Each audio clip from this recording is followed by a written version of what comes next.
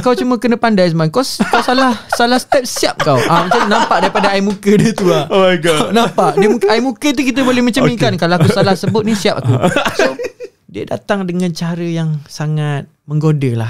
Maksudnya dengan pakaian dia yang sangat-sangat seksi, tak cukup benang. Okay, so dia macam dia datang bila dia duduk di sebelah dia, dekat dia orang cakap cerita sini habis sini kan. Borak sini habis sini. Ni cakap pasal godaan. Cerita sini habis sini. Okay? Jangan dipanjangkan. Okay? Nak cakap pasal godaan. Masa saya syuting untuk satu tele yang ke 3 ke 4 saya lupa. Kau dah famous dekat sana, kau pergi lah berlakon kat sana. Kau dah ada ramai followers pada sana, kau pergi lah berlakon sana. Kau dah famous macam arwah Ashraf Sinclair, barulah kau datang jumpa aku. Ada yang cakap macam tu. Ada putera dia macam ni. Kalau kau nak berkahwin, kau nak berjodoh dengan orang tu, aku mengharapkan dia lagi baik pada aku. Saya Siti Nurhaliza. Anda sedang mendengar podcast Borak Sini Habis Sini di saluran YouTube Budi Channel dan Spotify. Stay tuned. In one way I'm yours. In one way we're strangers. But I know for sure we got jadi gini untuk podcast Borak Sini Habis Sini bersama dengan Hazman Al-Idrus. Ini adalah merupakan bahagian kedua kita bersama dengan penyanyi, pelakon. Dia seberapa boleh guys. Dia boleh silat, boleh berdikir barat. Boleh kita katakan beliau merupakan multi-talented yang ada dekat negara kita. So kita usah-usah lah Hazman Al-Idrus punya Instagram, follow dia dekat YouTube guys, subscribe. Dia buat vlog, dia buat ada juga video lirik aura. Kita tak habis sebenarnya bercakap pasal aura ni dengan mem kita ni. Apa? Zemang. Okey, harapan lah untuk aura ni. Sebelum kita pergi ke kata benda yang trending sekarang ni, drama kisah cinta kita, harapan Zemang ni. Okey, saya mengharapkan lagu Aura ni dapat memberi orang cakap sesuatu yang positif untuk semua orang daripada kehidupan diorang. Sebab lagu ni memang sangat-sangat mendalam kan. Jangan kita sekadar mendengar saja lagu tu. Kita kena orang cakap mempelajari dan apa maksud yang diketengahkan dalam lagu tu. Dan saya mengharapkan pendengar-pendengar untuk lagu Aura ni, peminat-peminat muzik tanah air ni dapat menerima lagu Aura ni dengan orang cakap yang positif lah. Dan saya juga mengharapkan sebenarnya lagu Aura ni bukan setakat di Malaysia. Saya mengharapkan lagu ni untuk orang cakap dikenali dekat negara-negara lain juga, yang orang cakap yang negara Indonesia, serantau Indonesia, Brunei, Singapura, Nusantara ni. Jadi ada perancangan tak untuk buat video muzik, memandangkan ada video lirik dekat YouTube tu? Perancangan untuk video muzik sebenarnya kita dah ada plan untuk buat video muzik tu. Tapi masa tu kita sibuk dengan jadual untuk penggambaran cerita drama. Jadi saya tak boleh nak fokus sangat pasal tu. Sebab tambah lagi kita masa PKP tu, memang sebelum tu saya ingat nak buat, sebelum PKP yang latest baru ni kan, saya nak buat video klip dia. Tapi disebabkan PKP, satu kita tak dapat nak keluar. Satu lagi bila dah terlalu lama, saya punya karakter untuk dalam drama yang saya dah bawa sebelum tu dalam still lagi dalam penggambaran tu, yang di stop tu, terpaksa dilatih balik. Saya kena buat balik ulang kaji, kena belajar balik, tengok balik skrip, refresh balik. So tak sempat. Jadi memang perancangan kita akan buat dalam masa terdekat ni lah untuk video klip muzik Aura ni. Cuma saya tengah mencari waktu yang sesuai untuk saya selitkan. Sebab saya rasa mungkin kita just boleh ambil dalam 2-3 hari je untuk buat video klip ni. Banyak sebenarnya perancangan dia. Katanya dia nak buat body pula biar katang. Orang Terengganu kata katang. Katang dia nak sadar badan dia sebab dia tegur oleh Datuk Aida ni. Di depan khalayak ramai 10,000 orang dalam live. Jadi tapi tak apalah, janji nak sadar kan. Saya anggap benda tu satu benda yang semangat sebenarnya. Saya ambil benda tu benda positif benar. Masa Datuk Aida royak ni, Datuk royak ni dalam live 10,000 orang tu. Masa tu Datuk royak Hazmeh Saya rasa awak ni tak boleh lah untuk next telemovie ni tak boleh. Sebab tadi Allah tengok awak punya perut tu besar benar. Sakit mata saya tengok. Ya gitu. Dia kelih masa mana tu? Saya rasa dia memang tengok lah maksudnya. Dia perhati. Oh. Saya sebenarnya memang perasan dah pasal bentuk tubuh saya ni yang agak mengembang selepas kahwin. Mengembang ni sebenarnya. Memang planning untuk buat badan tu memang ada dah sebelum tahun lepas lagi. Tapi macam tu saya rasa betul-betul nak buat tu masa Datuk cakap macam tu. So saya anggap benda tu yang sangat positif. Dan itulah macam tu saya terfikir dia dah macam terdetik sekejap. Oh, inilah satu-satunya trigger yang membuatkan aku rasa okay, esok kita cari trainer. So esok tu pagi saya terus call trainer, cari trainer. Bang, saya nak ni sekian-sekian ni macam ni macam mana? Okay, kita boleh start hari Sabtu ni. So kita akan cuba hari Sabtu ni tengok macam mana. Maknanya dalam beberapa hari lagi ni kita akan saya akan start dah. Maknanya jadual saya untuk memang dalam planning saya ada buat meeting untuk high production. Sorry dia minum air kopi angin banyak. Lepas tu saya ada buat meeting untuk mas bawa ni. Memang dalam perancangan kita dah ada untuk buat apa body ni, build up kita punya physical kan. So trigger tu kalau tak kerana Datuk, terima kasih sangat Datuk. Kalau tak kerana dia cakap macam tu, saya mungkin benda tu saya akan delay lagi. Jadi bila dia cakap, saya rasa macam kena buat dah ni. So hari Sabtu ni kita tengok macam mana. Sebab bukannya untuk hari tu saja, saya memang akan jadual untuk buat dengan trainer ni memang sangat mengambil masa yang sangat lama. Dan mungkin dalam setengah tahun ke ataupun setahun, kita tak pasti. Tapi saya akan pastikan target yang saya nak tu saya akan dapat dalam masa sekian-sekian. Macam tu lah. Okay, kita bercakap pasal drama yang trending ni, Kisah Cinta Kita ni. Apa benda yang membuatkan drama ni jadi trending? Keunikan drama ni, kisah dia macam mana? Okay, kalau daripada segi skrip dia, masa mula-mula saya dapat skrip tu, memang saya rasa agak pening apabila saya baca sekilas pandang. Tapi bila saya baca betul-betul daripada awal dan saya tengok semua karakter skrip, saya baca semua skrip karakter lain, dan saya faham dah cerita ni dia mengisahkan, dia tak klise seperti yang biasa kita tengok. Dia mengisahkan orang-orang muda punya kehidupan. Dan memanglah akan selit sikit pasal harta kebendaan, rampasan kuasa ke apa kan. Dan dia juga mengisahkan tentang kehidupan di sudut orang lain, pekerja. Dia ada kehidupan macam tu. So kelainan dia kat situ satu. Daripada watak pula pelakon tu sendiri, saya tengok memang diorang sesuai untuk bawa watak tu. Dan saya tengok memang diorang kena dengan cara diorang bawa. Jadi dekat situlah saya nampak keistimewaan dia. Dia punya kelainan dia tu, dia fresh. Datuk dia ambil pelakon-pelakon baru macam saya kan, untuk ketengahkan lakonan saya, dan juga saya bawa watak tu macam mana. Jadi itu satu daripada skrip dan juga pelakon, dan juga daripada director tu sendiri. Director dia memainkan peranan untuk screenplay. Maksudnya macam dalam kita, apa yang kita nampak seorang pelakon, kita akan nampak environment sekeliling tu.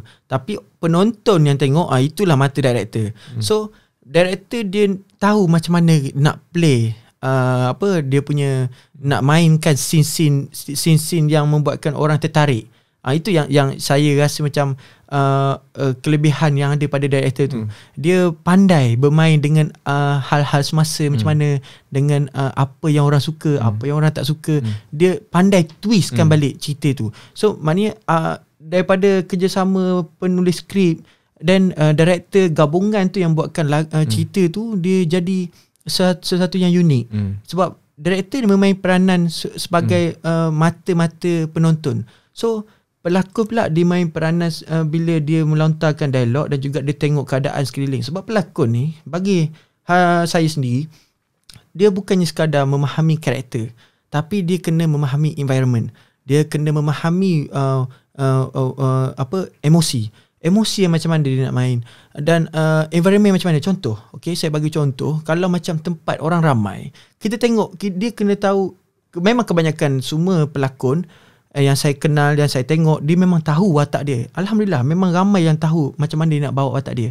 Tapi ada yang saya tengok juga, ada yang bukan apa, macam ada satu environment dia kena faham juga. Itu bagi saya lah personal.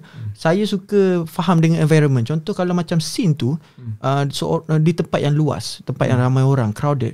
So ada satu scene nak kena marah ataupun nak kena menjerit. Kita kena tengok juga daripada karakter tu. Adakah karakter itu memang seorang yang tak tahu malu ataupun seorang yang jenis menjaga aib. So kalau dia jenis menjaga aib, dia takkan menjerit lantang macam tu. Dia akan cover di tempat orang ramai. Itu contoh. So kalau dia jenis tak tahu malu, dia akan pom-pam je dia. Dekat mana-mana dia akan menjerit je.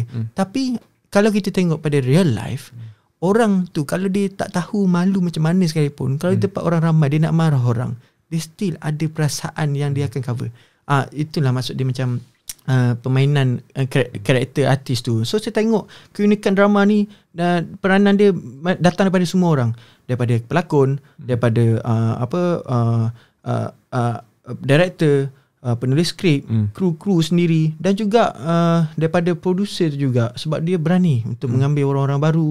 Macam saya sendiri dia ambil, so dia percaya dengan apa yang saya buat. Dan saya amat berpuas hati sebenarnya bila dapat dapat tarikan ramai orang. Tapi saya tak expect yang orang pun tertarik dengan watak yang saya bawa kan tu. Sebab saya, watak dia macam mana tu? Watak yang Putra bawa, dia seorang yang matang tau. Tapi matang dia tu dalam bentuk masih bujang. Ada setengah orang matang dia dalam bentuk dah kahwin. Ada setengah orang matang dia dalam bentuk dia tak kisah dia bujang, dia tak kisah dia kahwin ke tak, tapi dia dah matang. Tapi keistimewaan yang watak Putra ni, dia tak kahwin, tapi dia matang dia tu bertempat. Dia macam tak apa orang cakap, lawak dia tu ada sikit yang diselitkan oleh director. So keistimewaan dia memang ada dekat dalam dia punya cara pembawakan watak dia tu. Dia kematangan yang orang cakap orang bujang yang matang tapi tak berharapkan sesuatu. Dia sebab ada satu scene yang dia dengan Alisa dengan makcik kan, mak Alisa tu dia macam bila makcik nak berjodohkan Alisa dengan Putra ni, tapi Putra ni tak nampak macam seorang yang berharap.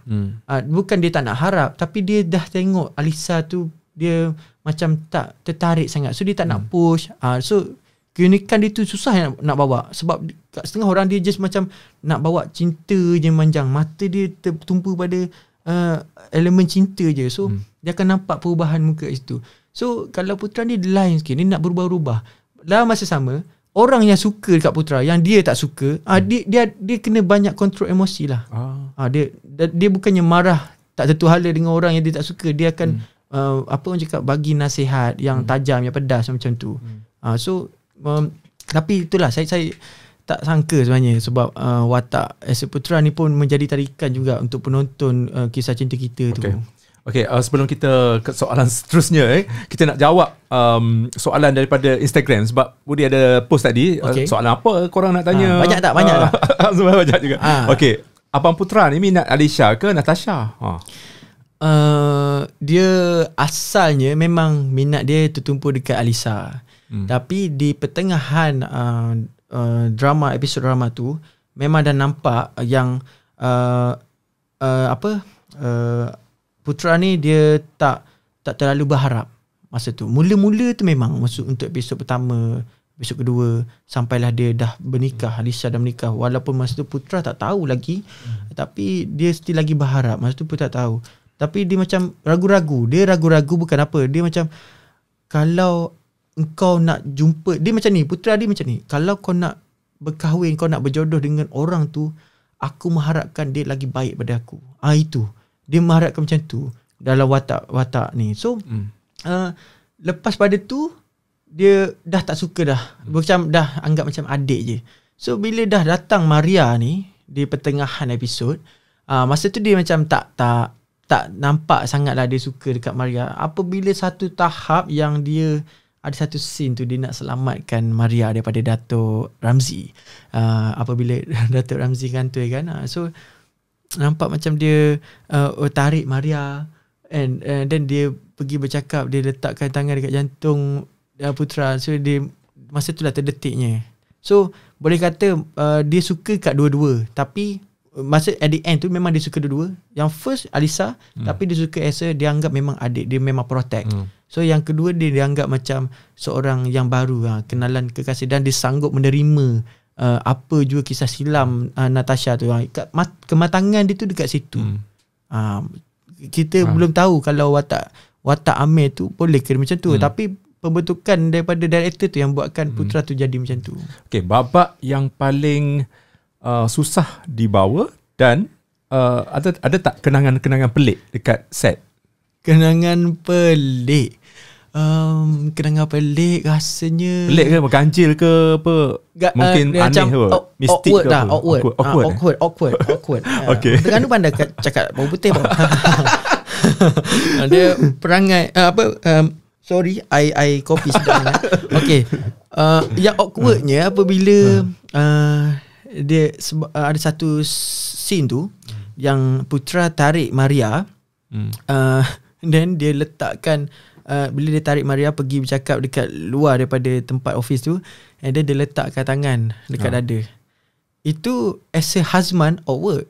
Awkward. Apa? As a husband awkward sebab husband bukan macam tu. Itu adalah Putra.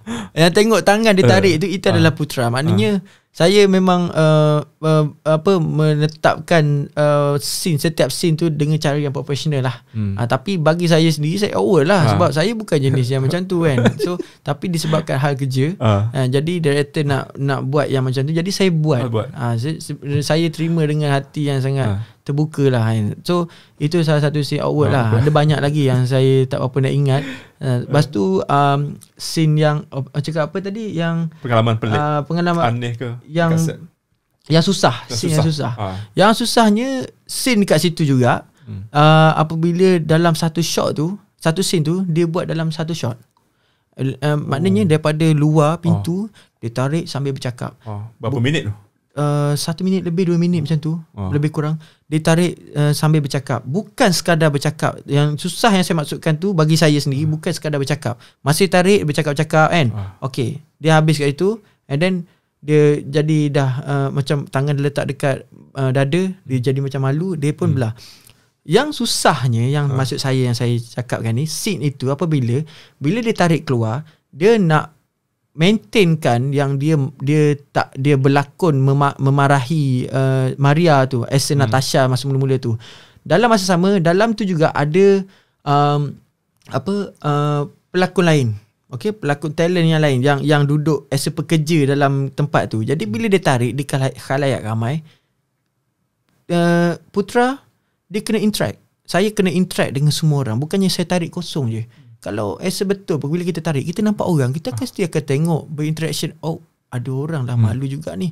So moment yang itulah susah kita nak twist, sambil nak marah, sambil nak tengok orang, nak cover macam mana dekat depan orang. Bukannya just sekadar action, tarik, cakap sampai satu tempat, satu sudut, and then habis itu. Bukan situ. Itu yang susah sebab saya nak kena bermain dengan mata, nak bermain dengan emosi. Bila tarik, nak bagi orang nampak macam, orang akan tengok macam dia tarik, nampak pekerja-pekerja duk tengok. Tapi kat situ saya nak control, nak bagi orang nampak macam as a pekerja macam mana kan. Lepas tu nak tukar benda yang romantis. Bila tarik rasa malu, nak cakap bila dah kononnya marah dalam bentuk berlakon masa tu kan, dengan dia kononnya lakonan marahkan dia kan. Lepas tu nak tukar twist, okey tak saya berlakon.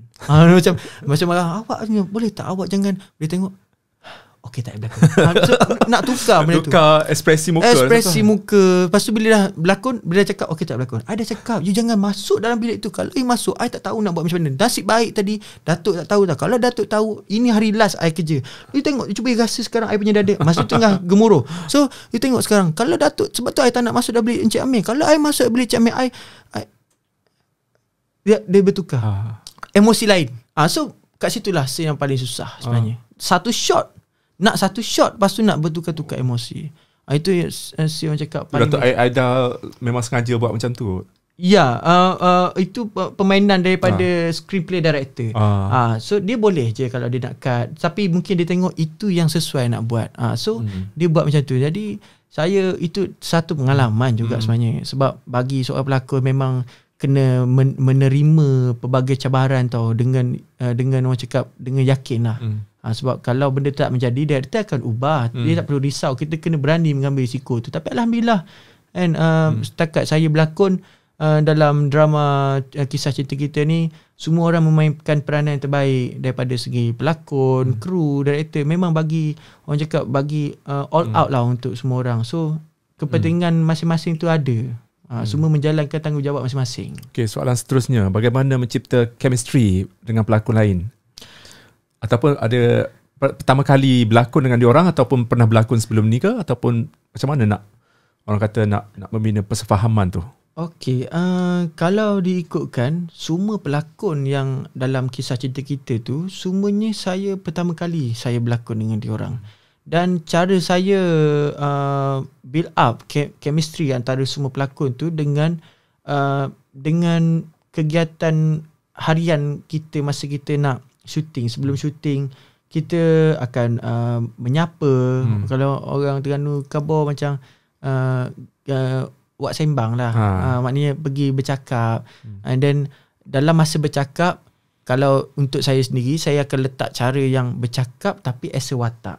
Maknanya saya bercakap dengan dia, saya still lagi hormat dia, tapi dengan cara yang berwatak sikit. Saya selit dalam hati sendiri. Saya tak cakap depan-depan lah. Maknanya kalau bercakap Datin kan, Datin Seri dah makan ke? Okay kan. Dalam masa sama tu, dalam hati ni as a watak Putra. So chemistry saya letak situ. So ada perbualan dengan diorang, dengan artis-artis lain, dengan Eddie, dengan Siti, dengan director. So masa rehat tu kita ada masa yang diberikan untuk berehat. So dalam masa tu lah saya mengambil kesempatan untuk orang cakap build up chemistry. Saya bercakap dengan Emilia. So bercakap tu tak pergi jauh lah. Maknanya bercakap di dalam kelompok industri saja. Maknanya macam mana kerjaya dia, apa yang dia buat. Lepas tu kita kenal perwatakan dia. Masa tu kita nampak okay, ini Lali. So inilah Alisa, inilah Natasha, macam tu. So sama juga dengan Maria pun macam tu. Sebab Maria dia dua orang asalnya. Bertukar karakter. Satu karakter lain, pelakon lain. Lepas tu ditukar kepada pelakon lain sebab pelakon satu lagi tak dapat menghabiskan syuting tu. Sebab COVID ke apa? Saya tak pastilah yang tu kan. Tapi masa tu lepas kepada PKP tu lah. So saya sempat shoot dengan dia 2-3 scene je. So lepas pada ditukar pada pelakon lain tu, saya dah tahu dah macam mana saya nak create chemistry. Saya kena approach dia. Saya kena approach dengan cara, you tahu tak watak Maria tu macam mana? So watak tahu, I dah baca tau untuk you. Ya ke you dah baca? Betul, saya cerita daripada episode 1, Maria macam ni, Alisa macam ni. Oh ya ke? Lepas tu dia ada cakap satu part tu you dengan I ni. Ya ke? Lepas tu dia belik-belik betul apa yang dia cakap, apa yang saya cakap. So benda tu membuatkan betul lah apa you cakap. Lepas tu lah kita punya chemistry dah klik. So ngam. So kita selalu berborak. So bila berborak, kena dengan scene tu, dia akan jadi macam scene tu seolah macam kau dah biasa berlakon bersama. Padahal saya pertama kali jugalah bertemu dengan Alisa dan juga Natasha dan juga pelakon-pelakon lain. Macam tu lah saya create. Okay, next project dia kata. Okay, next project saya akan buat satu penggambaran untuk telemovie, iaitu apa nama tajuk dia? Aku Seorang Hamba. Dan juga satu lagi drama bersiri season 2, musim kedua, iaitu Wasiat dari Jordan, daripada drama Wasiat daripada Jordan. Tapi nama drama tu diubah, ditukar kepada Amanat Wasiat Sumayyah. So ditukar sebab mungkin salah satunya sebab dah tak pergi Jordan kot sebab COVID satu. So Amanat Wasiat Sumayyah ni adalah sequel daripada Wasiat dari Jordan. So itu yang musim pertama lah kita shoot kat Jordan tau. Masa tu sejuk. Oh best Sejuk gila. Bulan 4 tak bulan 1, tapi dia punya sejuk tu sampai ke bulan 4 lah kat sana. Cakap pasal benda yang trending drama ni trending sampai ke yalah kat Twitter ramai orang ni masih lagi hashtag walaupun benda tu dah habis. Adakah trending ni menentukan pun kira macam benchmark penanda aras lah. Penanda aras. Sesuatu drama tu berjaya. Saya tak menafikan itu adalah memang satu penanda aras untuk orang cakap bila trending confirm lah orang suka. Bila orang suka maksudnya tak tentu juga. Nanti ada orang dia kecam, dia menggunakan hashtag tu. Hashtag tu okey. Tapi ayat dia ayat kecam. Ayat je juga. Okay. Kita bagi saya lah sebagai pelakon susah juga kita nak jumpa yang trending. Okey, drama yang trending susah. Jadi bila ada trending ni dalam masa yang sama kita akan mendapat drama tu akan mendapat tempat walaupun dari segi kecaman ke ataupun pujian.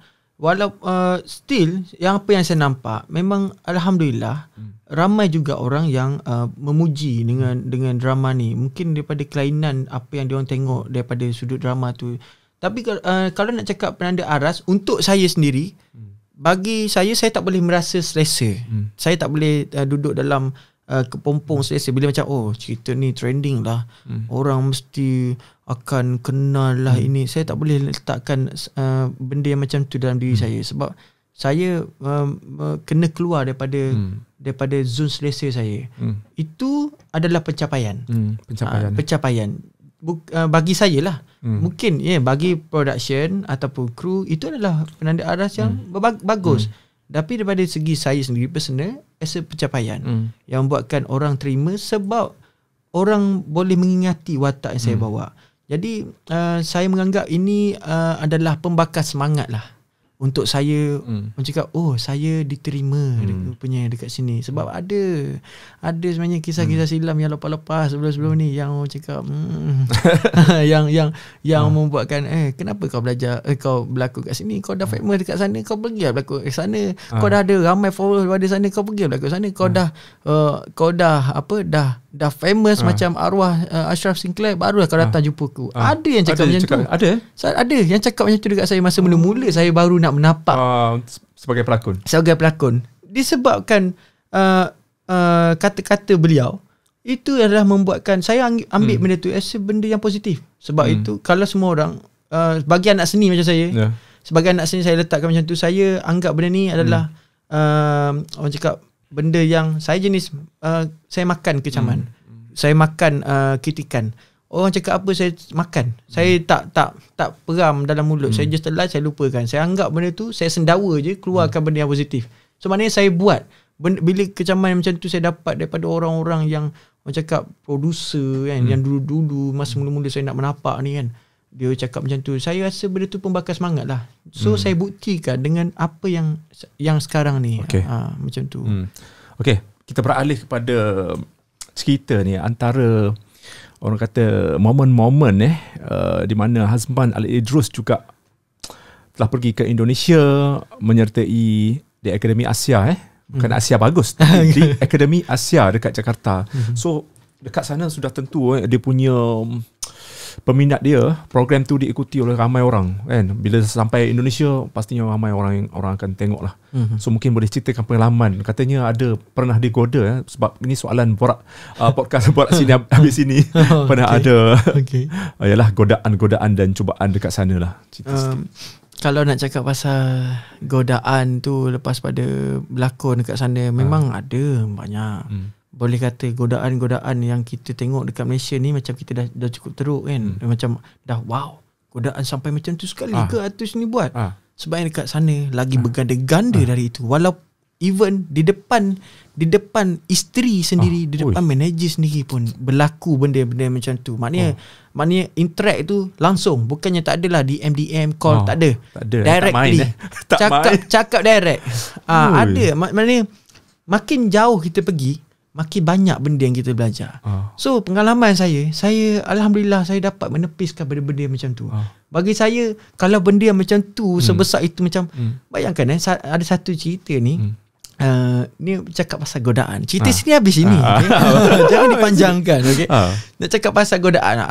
Masa saya syuting untuk satu tele yang ke 3 ke 4 saya lupa dekat sana, saya pergi duduk di antara duduk di antara pelakon-pelakon sana lah masa tengah tak shoot. So scene orang lain, ada orang lain yang shoot, so ada pelakon lain yang duduk dekat situ.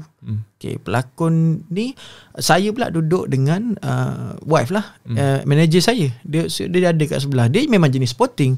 Dia memang jenis orang cakap tak makan apa Tak makan saman. Tak makan sama. Dia tak kisah lah. Dia tak kisah lah. Dia dah tahu dah. Macam tu dia dah permainan dia dah tahu dia tak melenting. Okay. So ada satu masa ni, satu keadaan ni, duduk satu meja malam. Pelakon ni dia duduk kat sebelah saya. Okay. Dia datang dengan cara yang sangat menggoda lah. Maksud dia dengan pakaian dia yang sangat-sangat tak cukup benang.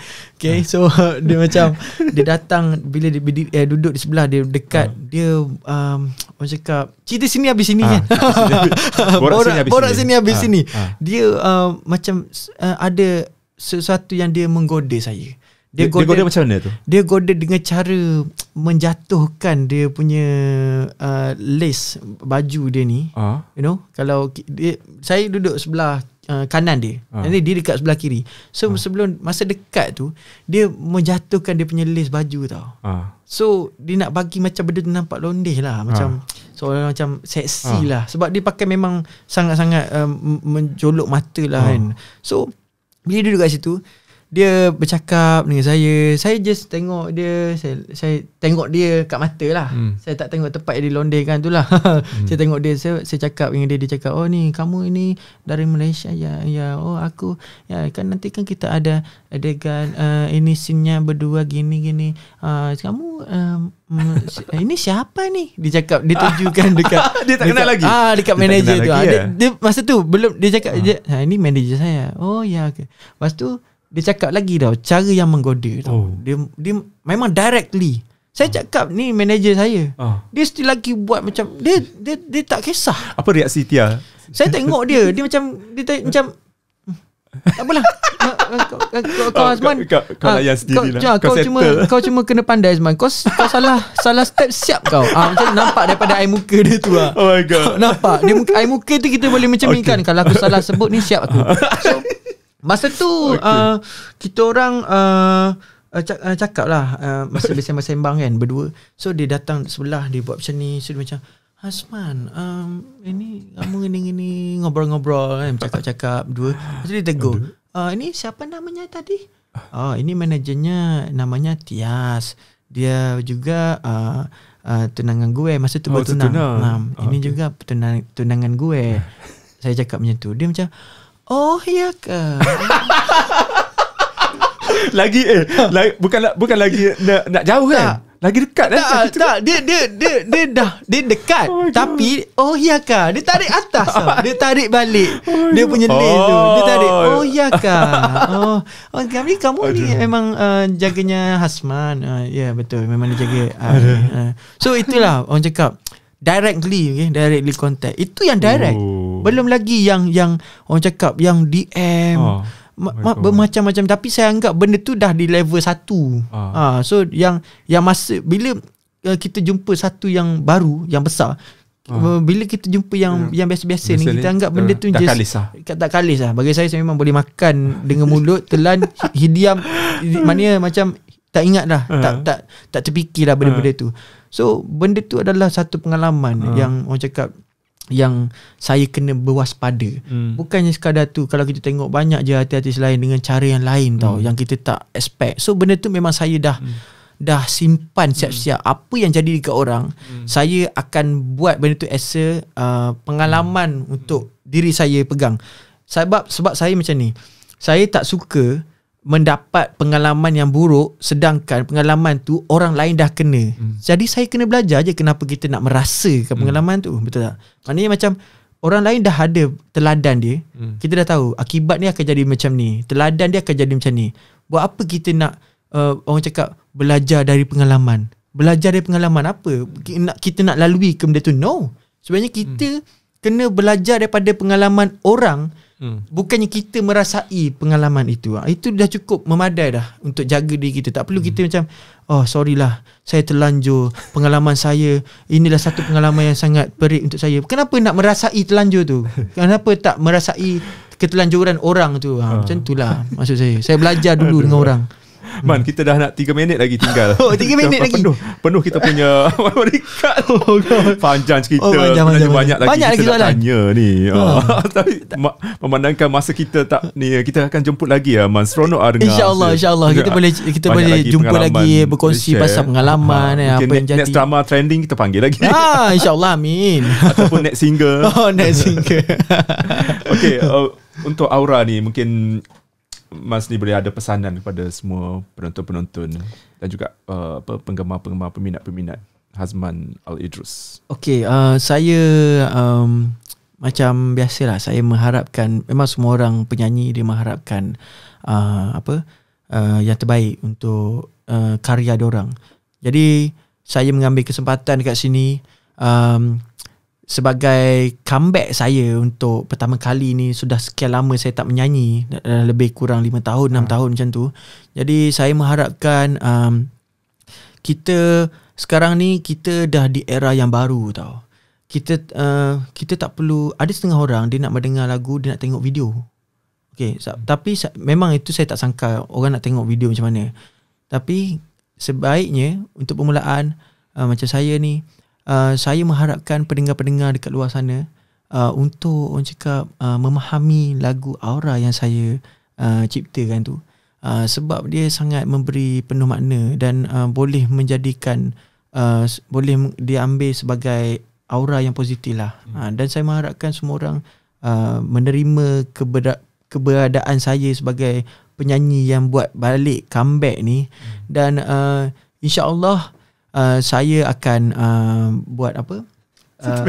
Okay, saya akan buat video klip dalam masa terdekat ni. Dalam masa terdekat nantikan selepas badan dia sadar dia nak. Okay guys, nampaknya panjang lebar penuh kita punya memory card untuk part 2 ini. Dan terima kasih guys kerana sudi menonton bahagian pertama dan bahagian kedua ini bersama dengan Hazman Al-Idrus. Teruskan sokongan you guys kepada beliau sebab dia belum merupakan, macam Budi cakap tadi, merupakan seorang artis yang multi talented. Sebab boleh penyanyi, pelakon drama, sekejap lagi dia nak, mungkin nak jadi rap, YouTuber pun dia. Dia rapper pun boleh. Dikir barat pun boleh. Semua boleh dia nak cuba try. So sokonglah orang kata anak seni kita. Dan jangan lupa untuk subscribe YouTube Budi Channel. Nantikan ramai lagi tetamu dekat podcast Borak Sini Habis Sini. Bye. This is how we do this.